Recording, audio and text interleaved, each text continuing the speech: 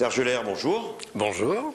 Alors vous avez annoncé la création d'un golf dans le quartier de Haute-Pierre et les réactions parfois violentes n'ont pas tardé. Est-ce que ça vous surprend ? Oui, un peu, parce que finalement, en fait, nous, au niveau de la ville, si vous voulez, on essaye de mettre en place des équipements sportifs afin que tous les sports puissent être sur la place. Aujourd'hui, on a 128 disciplines sportives différentes à Strasbourg. Bon, on en aura une 129e. Je ne vois pas trop où est le problème. Alors votre opposant UMP, Jean-Emmanuel Robert, affirme que ça n'est qu'une annonce de plus, sous-entendu, ça ne se fera jamais. Bon, il faut dire déjà que lui, il est en pleine campagne électorale, ce qui n'est pas mon cas.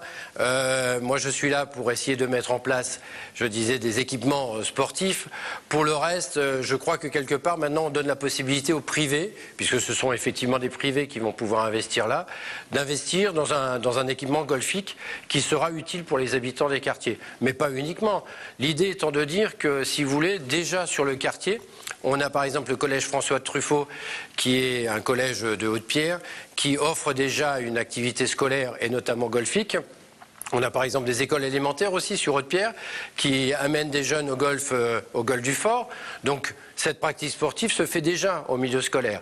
Maintenant, c'est donner la possibilité effectivement à ces jeunes de le pratiquer tout simplement proche de chez eux, mais aussi à tous les autres.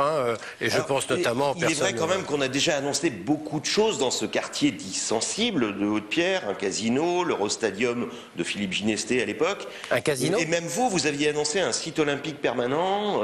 Alors, rien ne s'est fait. Alors non, on ne peut pas dire que rien ne s'est fait.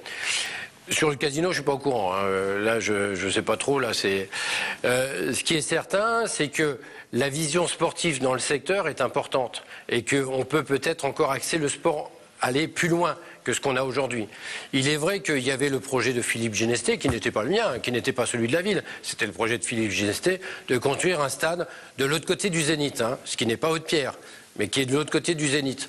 Et c'est vrai que ça pourrait se concevoir, puisque à cet embranchement, nous avons déjà l'autoroute, nous aurons la Vélio et nous aurons le tram qui continuera dans ce secteur. Justement, là, les infrastructures existent, vous parlez d'un financement 100% privé, mais ça suppose une rentabilité ensuite pour cet investisseur. Un golf serait-il vraiment rentable à Haute-Pierre? Est-ce qu'une étude de marché a été faite? Oui, bien sûr.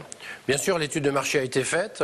On a fait un cahier de charge. Il y a eu des experts qui ont travaillé sur ce dossier, en sachant que, il fallait déjà voir si l'espace existant permettait d'accueillir cet équipement et si effectivement, financièrement, c'est faisable. Alors, dernier point, on va vous permettre de répondre à un trait d'humour sur Internet. Un internaute a écrit ce matin, suite à votre annonce, que heureusement que vous ne faites pas d'alpinisme, vous auriez fait ériger une montagne. Donc c'est parce que vous jouez au golf que vous... Alors d'abord et d'une, j'adore l'alpinisme. Il a tort, parce que j'adore l'alpinisme et qu'on construit non pas des montagnes, mais on construit des murs d'alpinisme. Et y compris encore mais c'est pas parce que j'adore l'alpinisme qu'on en construit. C'est tout simplement qu'on a énormément de pratiquants. Serge Ler, merci. Merci.